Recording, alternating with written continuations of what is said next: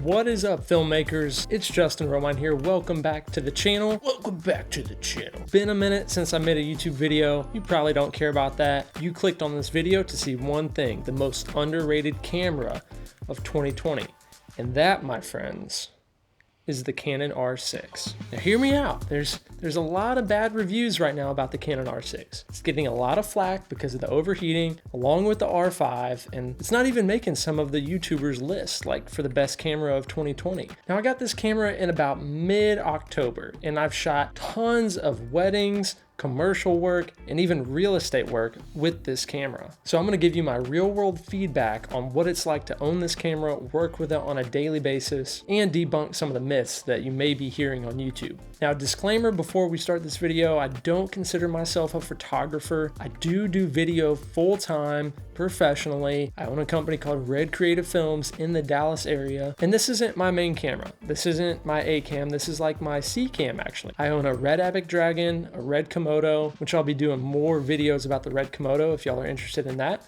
If you are, drop me a comment, let me know. So I'm not gonna talk about the photo side of things. I'm strictly gonna focus on the video, why this is the most underrated video camera for 2020. My main reason that this is the most underrated camera, if that's what you came to this video for, I'm about to tell you right now, is there's a lot of information being put out about the Canon R6 that, in my opinion, this information is incorrect and it doesn't give the justice that the Canon R6 needs. Even the R5, my buddy owns an R5 and he uses it, Costas, go check out his channel, puts out like 4K HQ 10-bit videos, no overheating issues. And that's the big thing, is the Canon R6, the R5, they've got a lot of flack about overheating. And I can tell you that this camera has only overheated on me one time, and it's when I was shooting 4K 24 for a little over an hour and a half straight. All other times, like shooting 4K 60, 4K 24, on and off, you turn the camera off, you turn it back on,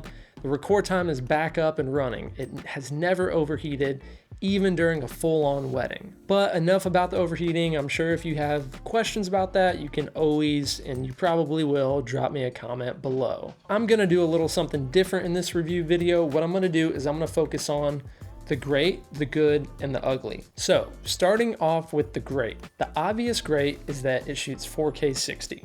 Now the big thing about that is that there's no crop. You can shoot 4K 60 on other cameras that are out there, but on the R6 and the R5, there's barely any crop. There's like a 0.05 crop. So that is really awesome. That's a big pro to shoot 4K slow motion and incorporate that into your videos and wedding films, whatever you do. Now my second point in the great category is that this camera can shoot C-Log 10-bit 422 internal.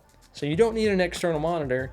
You're getting C-Log, the greater dynamic range of Canon, with over double the amount of color that you're getting in the EOS R that shoots 8-bit. And even the 1DX Mark II shot 8-bit. And I gotta say, this 10-bit internal color, even in 1080, looks amazing. Like, it looks so good. You're getting double the amount of color, so you're getting a lot less color noise, just an overall more pleasing image. And of course, this comes with the Canon color sign. So you're getting Canon color. Canon didn't really offer unless you got one of their cinema cameras. My third point in the great category is that this camera has surprisingly good low light performance. Now, I would say it's a little bit better than the R5 just because of the lower pixels, but I'm cranking the ISO up to like 4,000 and it looks like a really clean image. And for my last great point, it's not quite available yet, but just so you know, in case you didn't, the Canon R6 will be getting C-Log 3, which is gonna give you even more dynamic range out of this camera. It's not out yet, so I can't really count this, but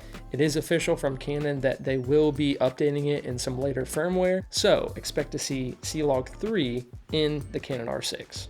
All right, so I did switch over to the Canon R6. I mean, what good would a review and my experience with it be if I was just kind of showing you the red footage? I was shooting all that on the Red Komodo, so that just wouldn't make sense. But anyway, so my second big category is the good. What is the good things about it? Not the great, but the good. And by the way, all this is shot in 4K, 24 frames a second with the image stabilizer turned off. because I'm shooting at like 16 mil and I'm shooting C-Log 10-bit. So this is what it looks like. But my first good point about this camera is that it is a great hybrid camera. If you shoot photo and video, this is a super dope camera to use for that. Like it's just, it can do both and you can just switch back and forth. So that's great, but I don't do that. It's just a pro. I mean, I do snap photos here and there, but now what we've all been waiting for and we missed on the Canon R, if you did have that camera, is that this can do 1080 at 120 frames per second in C-Log. So you're getting extra dynamic range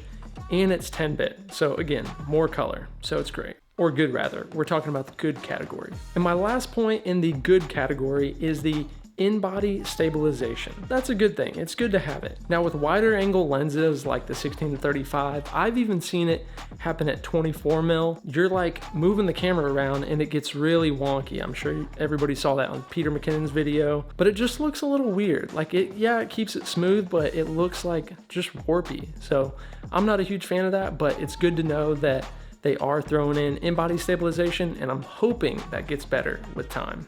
Now on to the ugly category. There's really only two main things that I would consider ugly about this camera. And number one, that is you're gonna have to create proxies. If you are shooting 4K C-Log 10-bit 422, no matter if you're editing in Premiere, DaVinci, Final Cut, I've heard just all across the board, I edit in DaVinci and you have to create proxies, or in DaVinci they call it optimized media. For whatever reason, this editing softwares haven't caught up to that, or Canon just wanted to be difficult, I don't know. If you are shooting 4K, you need to create proxies. Now the ways around this though, is if you wanna shoot 4K, not C-Log 10-bit, then it'll be fine. Like you can just drag and drop the footage, it'll work well, it'll edit fine, 4K 60, no problem. But for whatever reason, when you're shooting C-Log 10-bit in 4K, it's gonna lag unless you create proxies or optimized media. And another way that I found out just this week that you can combat this is if you do have an Atomos Ninja 5, you can attach that. That can record up to 4K 60 C-Log 10-bit on the Ninja 5. You have to use that external recorder, but I tried that the other day. Footage edits so well. It's so smooth, the playback, no problems at all. Okay, so now my last ugly point, and then I promise I'll wrap this up. I know this has been a little bit long, but I hope you found it helpful so far. The last ugly point I have about this camera is that you can't shoot in custom mode yet. Like, you know how you can set the dial, like you set it up and custom mode 1 is gonna be 24 frames a second, custom mode 2 is 60 frames a second, oh, custom mode 3 is 120 frames per second. At least that's what I do. You cannot do that in video mode. You can do that in photo mode right now on this camera, but in video mode, that is still not yet available. I'm hoping with future firmware upgrades, they'll make that available, but as of now, there's no custom modes. You gotta go in manually or hit the queue and go through and do it that way. So unfortunately.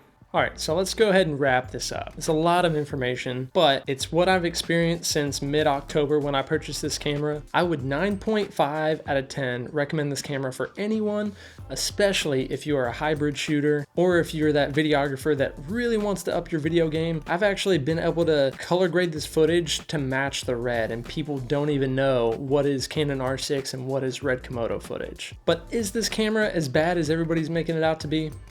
No. Will it overheat if you're shooting 4K 60 for an hour and a half straight? Absolutely. Now, should you buy this camera? Well, if you're looking for a great full frame 4K camera that has great colors and pretty good dynamic range, I'd say yeah, go for it. It's probably the best camera for the price that you're gonna find that can shoot photo and video that's on the market right now. That's it for me, everybody. It's Justin Romine, JRO Films on Instagram. Give me a follow. Smash the subscribe button if you want, and we will catch you filmmakers next time.